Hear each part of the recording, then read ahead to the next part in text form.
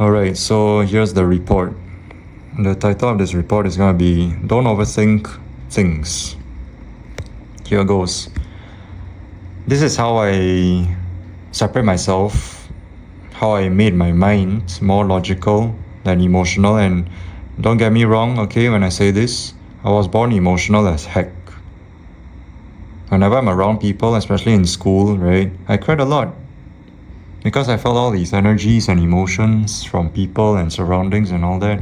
I constantly cried. I even got made fun of. I even got bullied for it. Oh my gosh.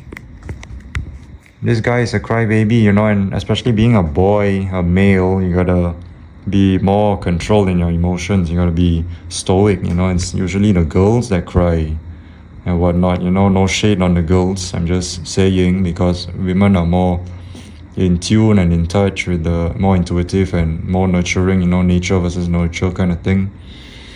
I'm gonna get to the topic at hand. I dissociate and I forget things that has already happened. Literally, you know, you can literally see it right in front of you if you actually take the time and the initiative to look. Instead of like distracting yourself over here, over there. You can, but maybe in moderation. You gotta balance it out, you gotta optimize. And you can also, I don't wanna make you hate yourself, or I don't encourage self-hate, you know, self-sabotaging and all, but let me ask you this. Would you rather be judged by others, or would you rather be judged by yourself? You know, you can drop it down in the comments. You can choose and you drop it down in the comments which one you'd rather be. For me, it's the latter. I'd rather be judged by my own self. And this is very helpful. This is how I did it. Even though I still have lots to learn and master my brain, my mind, you know, increase its resilience and formidability. That's a long word. That's a handful right there. You know, strengthen your mind, mental resilience. You know, we hate it when people judge us, right? We hate it when we are judged by hypocrites, right? So even if we ourselves are hypocrites and judgmental, because we also do that, even though we may not say it out loud, but on the inside we still do towards other people. And I can hold myself accountable to that. But guess what? I rather judge myself. I use that against myself. And, you know, it's kind of like holding yourself against a standard and all. I'm not encouraging self-hate and all, but, you know, just cling onto the point, just listen to the point of what I'm trying to make. How to not overthink is to not cry over spilled milk, okay? What has happened has happened. What transpired has already transpired. Leave it be. Even if it may come back, you know, if you fear that it may come back and bite you in the ass, look at it, but in a relaxed, calm way. That is why in panic situations where most people are obviously panic, they are told to calm down. Because when you calm down, you're able to think through thoroughly. You're able to think wisely and clearly and come up with decisions, come up with the facts, come up with the logic and all these rationalities, you know.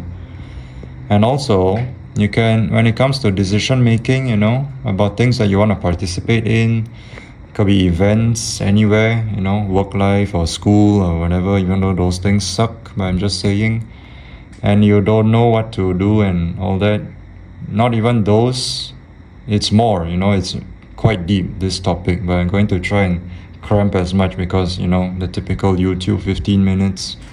So that's why I'm also kind of speaking fast, because it's already 4 minutes, but you can also conquer your indecision, your indecisiveness. You know, the problem with me is changing my mind. I'm quite good with making decisions. I oftentimes know what I want. I oftentimes stick to what I chose, but then after a while I find myself changing my mind, you know. Self-awareness, that's the word. Self-awareness. That's what you gotta embrace, you gotta instill it in your mind. You gotta aware what you've been doing over the years, over the weeks, over the days. Really, that's the way to go. Even if it's cringe, even though if it's embarrassing and whatnot, but it's you doing it, right? And pretty much most people see it, obviously, you know. You don't really see it, that's why you kind of repeat it, you know, and then it's not a mistake anymore, it's a choice, because a mistake repeated one too many times becomes a choice. But regardless, I'm not making you feel guilty. I'm making you look at it and try to change. And I'm also like a hypocrite because I've done that many times and I still do the same things, and at this point I think it's my faux pas, but it may not be for you, you know, unless it is. Yeah, that's my faux pas. If you look it up, FAUXPAS, that's a French word. It's like your shortcomings that you can never or almost never conquer. You always find yourself doing it, you know. It's like someone can't sing, someone can't draw, someone can't cook, you know, no matter how hard they try. It's their shortcomings. Nobody's perfect. Everyone has their flaws and perfections, you know, perfections and imperfections, the good and the bad and the ugly and all that, you know, that rhymed.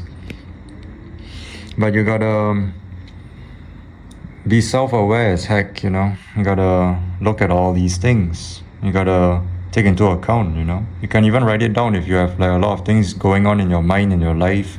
Write it down, okay? And I don't claim to be some guru and all that, okay? This is completely free, I promise. I swear. I'm being honest right now. You can clearly see, okay? Before you start making all these things, oh, this guy is cringe and whatnot. Listen to me or don't, it's up to you. Going back to the indecision part, I give myself 2 decisions, and these are well thought out decisions, and it has to be outcome based, if that makes sense. If you do this, what will happen? If you don't do this, what would happen? If you do that, what would happen? If you don't do that, what would happen? It's like SWOT, you know, SWOT analysis and the PEST analysis. Your strengths, your weaknesses, your opportunities, and your threats.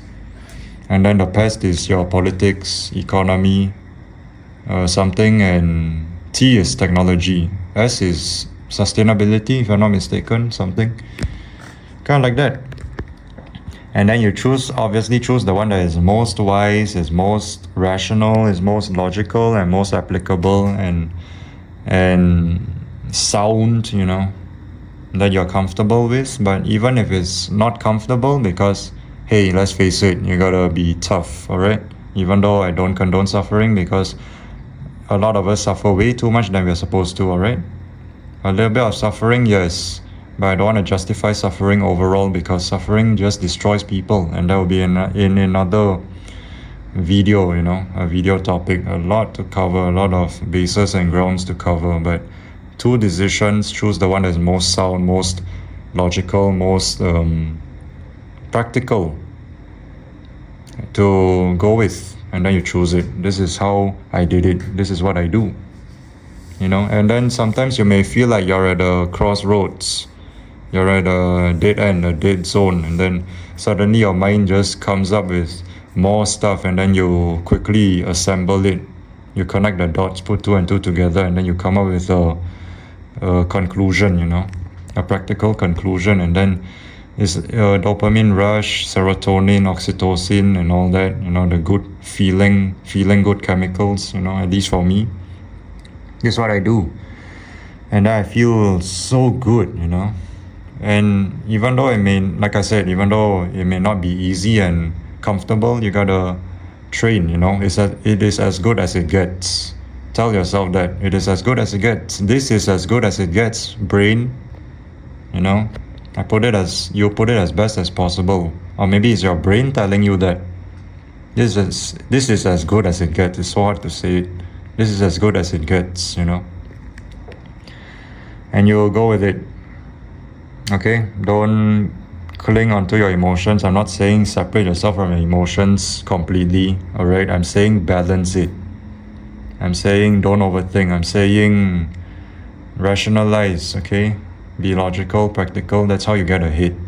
You know, it's like the saying where your brain makes you do things, action gets things done, and your emotions don't get things done. You know, that's why people are depressed and they stay down, you know, no shade on them. You know, I feel really bad because it's horrible. I've been there. Even though sometimes I may go through that, because the heart knows what you want, the heart knows what it wants, you know. and then it puts you down. It wants you to relax. It wants you to be comfortable and retreat, kick back, kick your legs up and relax. You've been overworking, my child, my dear. Yeah. But if you're not the emotional type, then it's quite okay, quite easy for you to get along. But if you're the emotional type like me, it's not impossible. You can do it, even though it's tough. That's why you gotta take away things that don't serve you. Take away things that is not really beneficial or maybe a little bit. Then don't prioritize, especially these bad things that has happened. Don't bring it back to haunt you. Live rent-free in your head. Let it go. Unless, like I said, you fear that it may come back and bite you in the ass. Then calm down, like the song Selena Gomez. Calm down with the other singer. Or you can listen to these relaxing songs, calm your anxiety, all those music you can find, I'm talking about. Those like very white noisy kind of things. Calm your anxiety, calm your heart, all those lo-fi, it really helps. And I believe it can alter your dreams also. I'm kind of going off topic, but it's all about the mind, the mind-based stuff. It alters your dreams. It might be I think I'll make another video about it too. Yeah. Helps you focus, helps you relax, calms down, and then, it gives you confidence and courage, and you'll thank yourself because you took the initiative and you have the guts and the glory. Oh my goodness. No guts, no glory, right? You gotta have the guts, then you can earn the glory. And then you train yourself to be logical, practical, rational. And again, I'm not saying screw your emotions. No, emotions are important. People with effed up emotions are not in a good place. Health-wise, if you look up the heartbeat, the palpitations and all that when people go through heartbreak, it's not just a saying, People's hearts actually start beating in a different way, the different heartbeat rates, and then it affects them health-wise. It's no joke when someone has gone through a heartbreak and then they feel hurt and all these things. I'm not saying neglect. Obviously, acknowledge it, You can even put aside all these like things that you have to do and whatnot, because your emotions come first. You gotta judge, you gotta control, take charge of yourself. Which one is more important? Which one is more of a priority? Then prioritize them. If emotions. If logical, your mind, practicality and all that, prioritize them. Pick your battles, choose. Don't bring them into the mix and then you confuse yourself and then you get all panicky and all up in a bundle, all up in a mess.